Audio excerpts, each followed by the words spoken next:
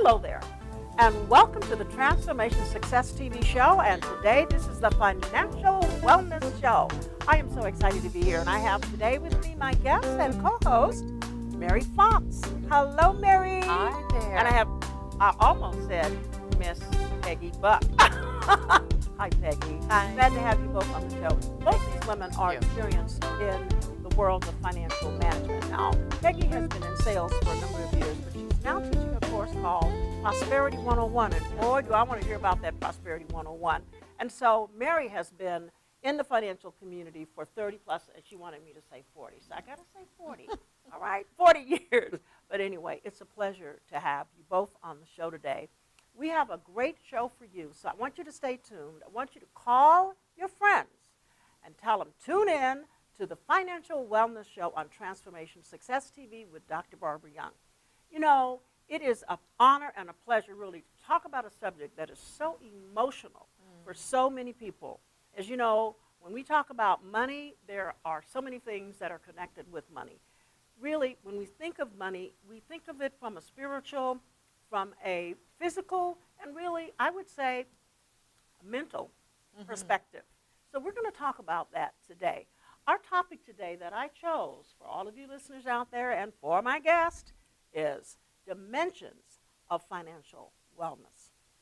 Now, when I researched and looked at a description for financial wellness, it simply means that you really have been able to take care of yourself and with an intricate view of how a balance between mental, spiritual, and physical. And maintaining that balance is important for all aspects, I think, of money when we think about it.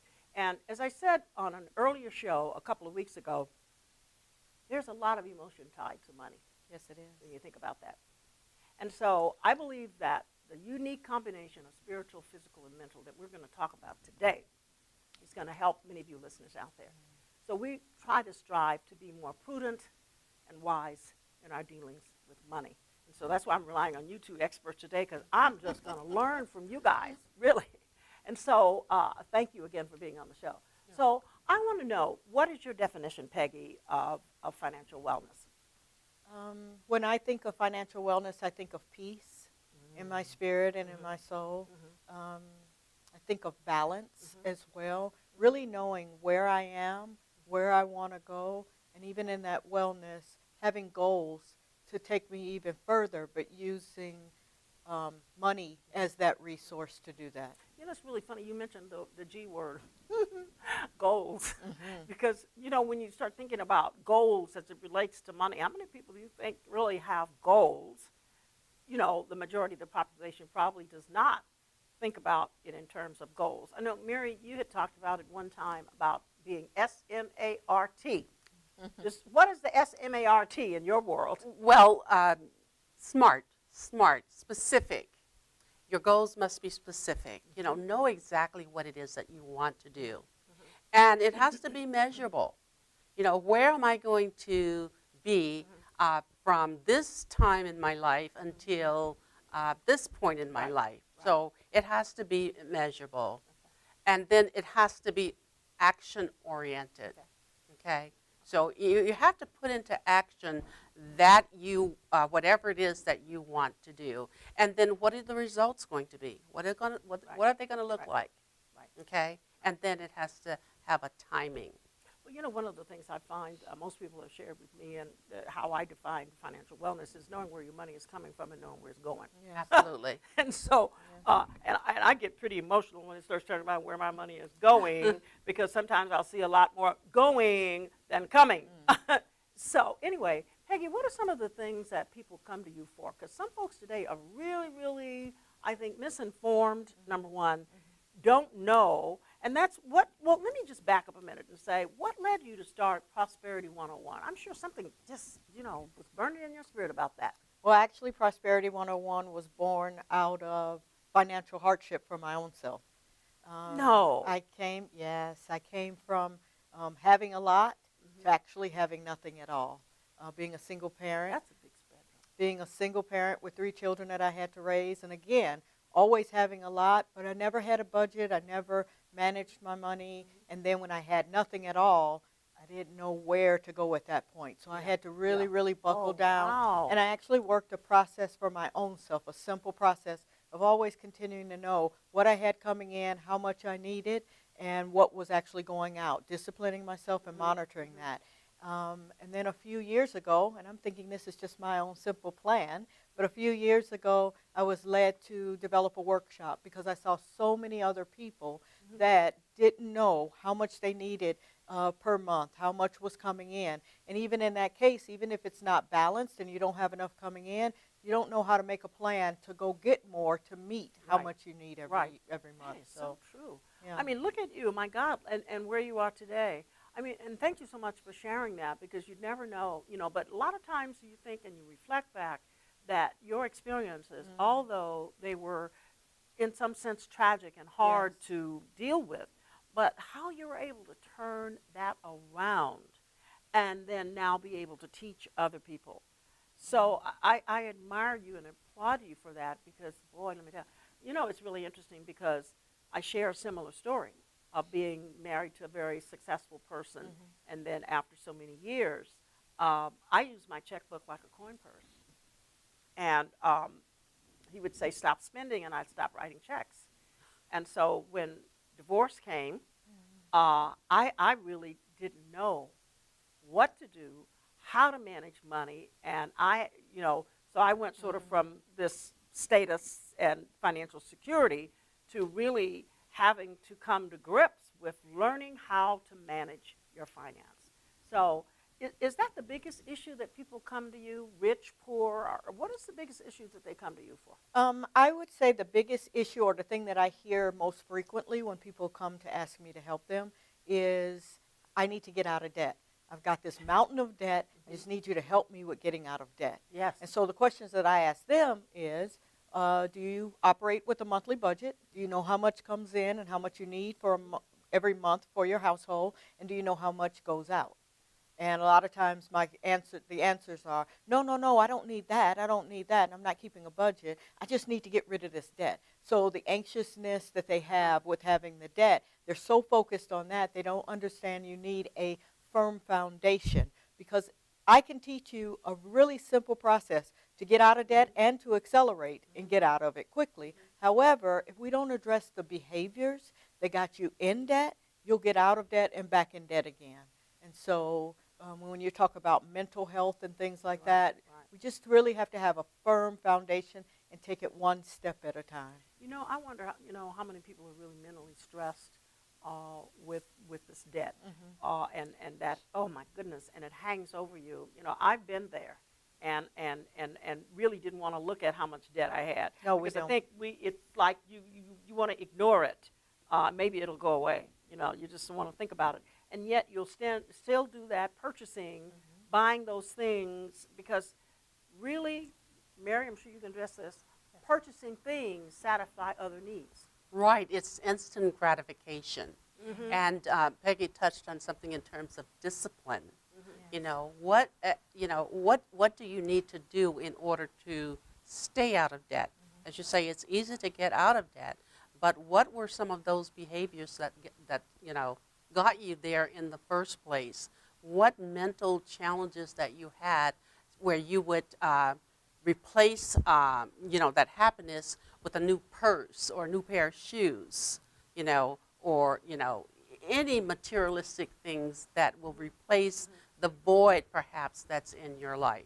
So you have to address the spiritual aspect of financial bondage, and that's what I call it. Yeah. Financial bondage. And I do not believe that God wants you to be in financial bondage. Because how are you going to serve a God as gracious as we have, and you are in that financial bondage? Right. You can't do it. So you look at it but there are so many people in bondage. What are some of the symptoms? You say the behavioral symptoms. I mean, what are they that you deal with most people? Well, I'll use myself, for example, because I had to wake up from all of this, and that's how I'm able to help people. Right. So when someone says the thing about debt or comes to me and goes, no, I need to spend on this, I did the same thing, and I tell them that in the workshop. I was you times 10, pretty much. Yeah. but it's buying. You talk about purses. I'm a shoe lady. I'm a shoe girl, and so I love shoes. Else too. And so we buy things that fulfill us. Like I may be going through something emotionally right now, and so going to shop for a new pair of shoes would calm my nerves and would make me feel fulfilled with that. When I was talking about when the days I knew how to be rich, or not rich, but upper middle class, and I know how to be impoverished, because I learned that wherever you are, be happy in whatever state you find yourself in, because there were ways, and I learned to use Spam, macaroni and cheese, tuna, macaroni and cheese. In fact, Spam is a favorite in Micronesia.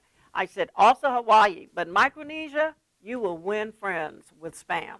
So anyway, I learned how to do that. And I think really when we come to look at managing your money, managing your finances, you talked about education being the key. Absolutely. And that one of the things, Peggy, you mentioned something too about childhood. We are not taught, and I think furthermore, we don't teach our children, or many parents don't teach their children, about it isn't the love of money, it's respecting money.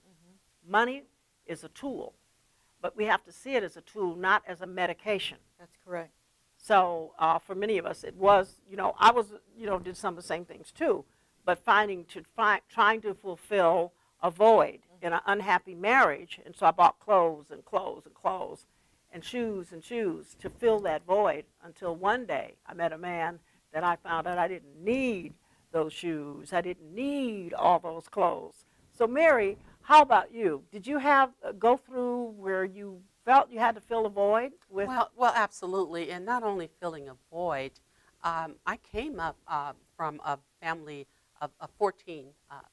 14? 14. Say that again. There was 14 of us. 14 children? Yes. So I know what Wow. it's like to eat Spam. Bless you. We didn't have Spam. Bless you. And so I can, if I have to cut back, I can eat beans and rice. So that's not a problem for me. And I think that's what we have to learn. We have to learn how to adjust, especially how, when there are some kind of life-changing events that may be happening in your life. You have to learn to adjust. Not only just spend, you have to spend on a dime, turning your life around and doing things that you may not are used to. Right. So yes, I know exactly what it is to adjust and to be, Well, fulfilled. I think, it is one of the issues today when we talk about the dimensions of financial wellness. There are many dimensions: the spending, the extravagances, healthcare issues. I think sometimes in different countries, and even in our country, healthcare is not affordable. A lot of people don't have healthcare. I remember too, some other things is like driving. Now everybody has to have insurance in terms to drive. A driver's license. You have to have the car registered. If you don't have the car registered, what's going to happen? There are all kinds of things that are what we would call essential needs for money. So there really isn't a lot for luxuries, but people, I guess when I speak of luxuries, and I sort of think I see these kids of all walks of life, from parents, all ethnic cultures, and they're wanting things, and they're crying and having a fit because mom won't buy it. And I've seen a lot of mothers, and they'll say, "Honey, mom, no, you can't get that toy," and they're just having a fit. So what's happening? Because I think a lot of parents are actually buying products that they can't afford. And what do you think about that, or how do we address that? I think you mentioned it earlier about us not knowing. I grew up operating with money and finances the way I saw my parents. I had to go through a process even as that of forgiving them, because when I was in that tight spot, again, not taking ownership of myself, but I was thinking, well, why wasn't I taught better? Putting off on someone else instead of taking accountability. Right. And so I had to go through a process of forgiveness in that case. One, forgiving them. How can they teach you what they didn't know? And then 2, forgiving my own self for not using it wisely. Right. So in this case, what I also teach also is if you have small children, teach them to work for money, because it says that in the word, that if we don't work, we don't eat. Right. And so give them an allowance, but then also show them how to manage it, how to tithe from it, how to give to someone else that's in need with it, but also how to have it set aside and have a goal. If you want that toy, how much does the toy cost? And how long will it take for you to save up to get that? So then you don't go into the instant gratification. And if we do that from the beginning, we will have them avoid a lot of things that we have to undo. Right. Bad behavior to try to learn good behavior. One of the things that I do know, there are spiritual laws that relate to money, and those spiritual laws are the laws of giving and receiving. Yes. And so, in looking at this and being involved with finances, in fact, at one time in my life I was associate director for financial aid on a college campus, and so came to understand, the need for students to know about how to handle their financial aid money. And at the time, students would get these loans and they would go out and purchase a car, immediately, maybe realizing somewhere in the back of their head that loan had to be repaid. But at the time, it was like 7% interest, on the loan. And so now we see in this country, particularly the United States, of all of these student loans and the debt a lot of students have and are still talking about paying off my student loans. I remember even, a high-profile person talking about, I'm still having to, pay off my student loans, because if you go to law school, you go to become dental school, you go to become a medical doctor, it's a lot of money. So like you said earlier, everything we do is around money. Money. Right. And so what are some of the tips that you would, and strategies that you would give to my viewers out there? I would say to them first, become friends with money. Develop a healthy relationship with money. Learn the difference between what are needs and wants. Slow down. Ask yourself the question, is it a need or is it a want? So the next time I go to the grocery store, or I go to the store and I get 2 pairs of shoes, I get to the counter and I say, is this a need or is this a want? That's correct. Okay. If it's a want, you need to get out of the store. So that's why I got to put those shoes back. Put it back.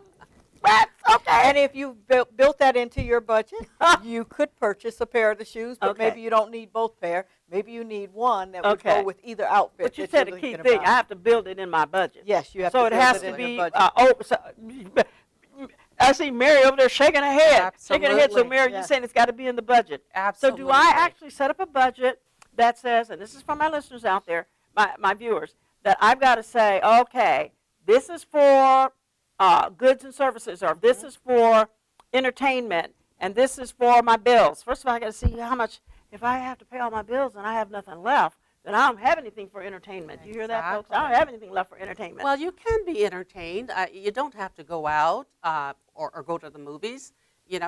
Sit at home and watch television with your children. No, they got to sit at home and watch this show. Right. Absolutely. Sit at home and watch Transformation Success TV. Watch this show. There are ways in which you can entertain yourself. There are ways you don't have to go out to the fancy restaurant. Cook, and get your children involved in planning a meal, healthy meals. And so there are just ways in which you can turn that around. Okay. So budgeting and I would say have your budget, discipline yourself with it, learn more, think how a wealthy person thinks. It's not a secret. Just start reading more. Start. You can do things on the internet. You can check out books, magazines. Subscribe to some of the different magazines.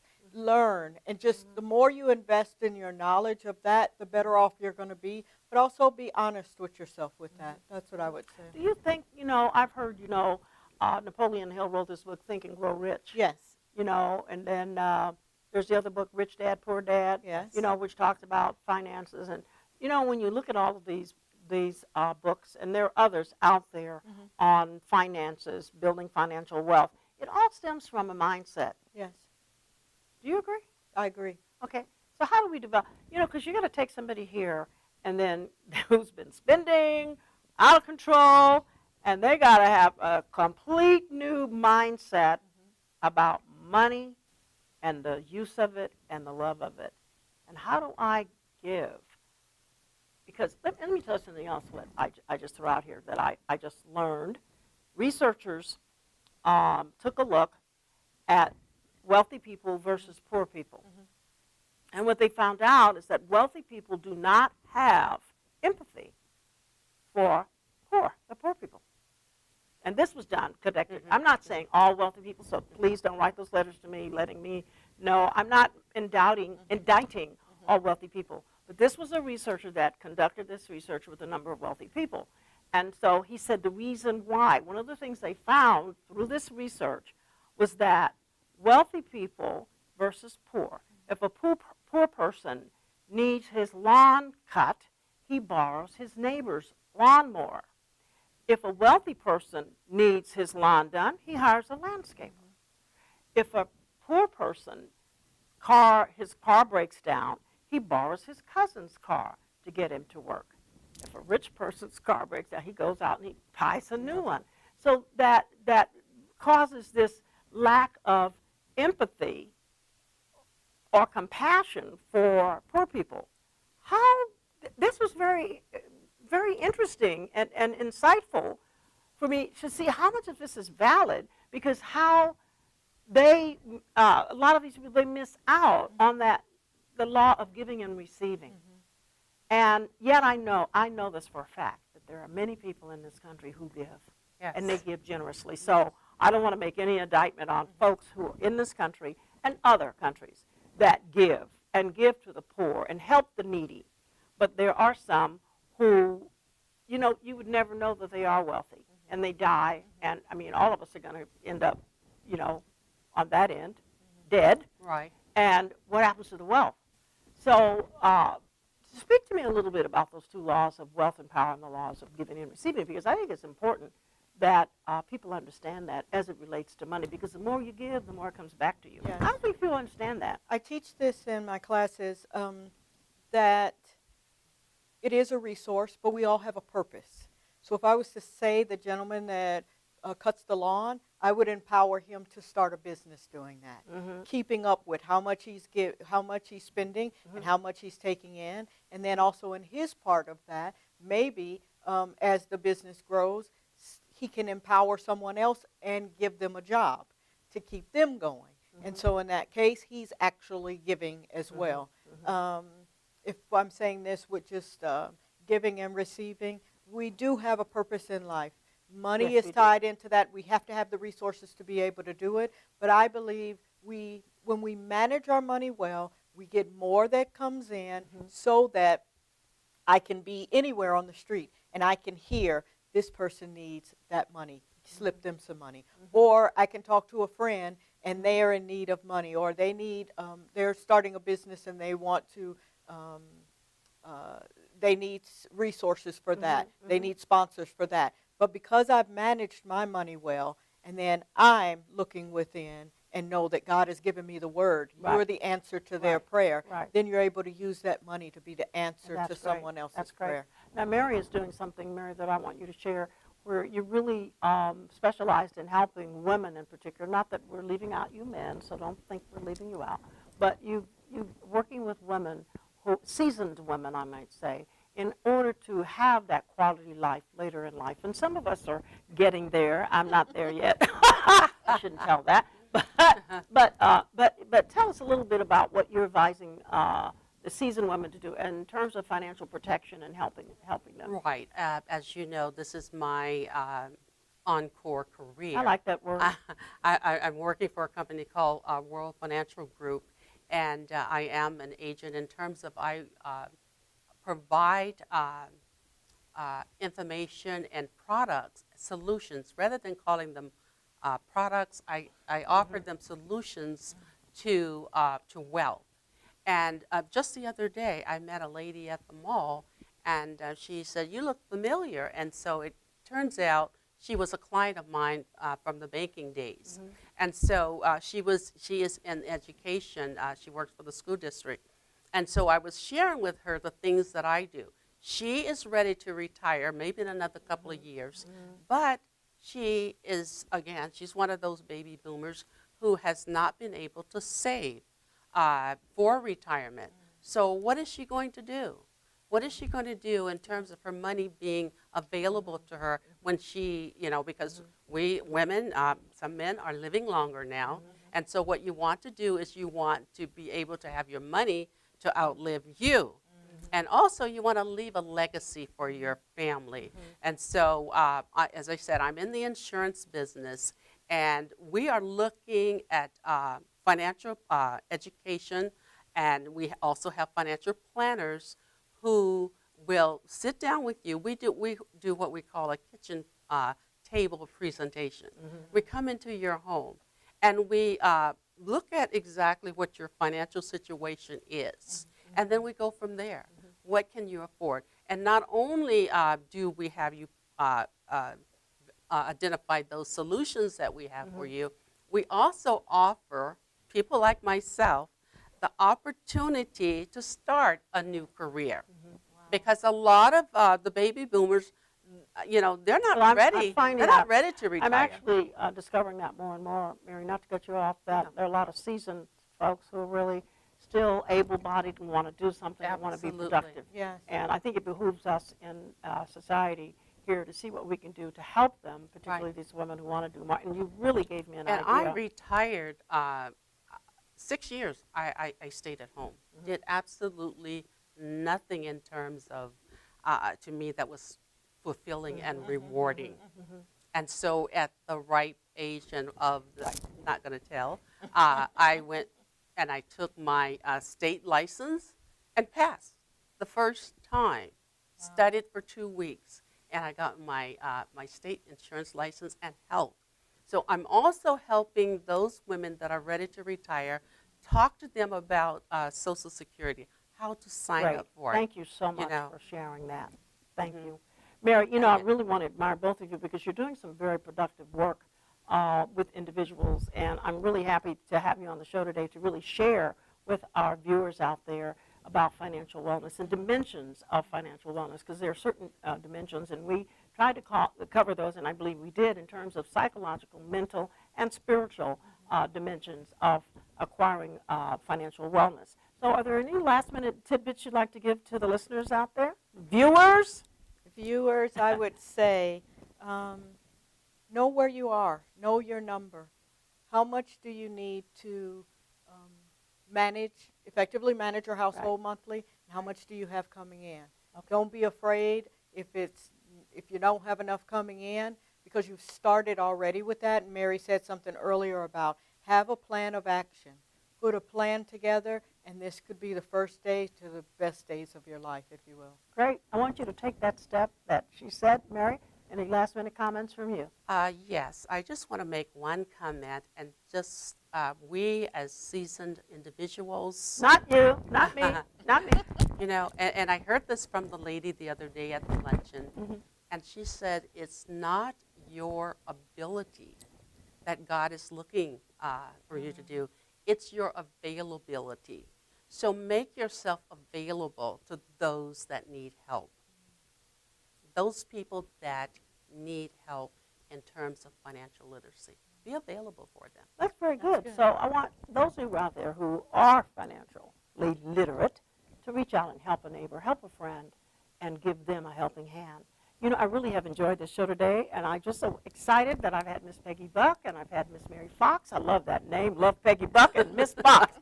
And so on the show today, Dimensions of Financial Wellness. So I want to thank you for viewing the show. I'm looking for you next week because we're going to have another great show on this new channel, Financial Wellness.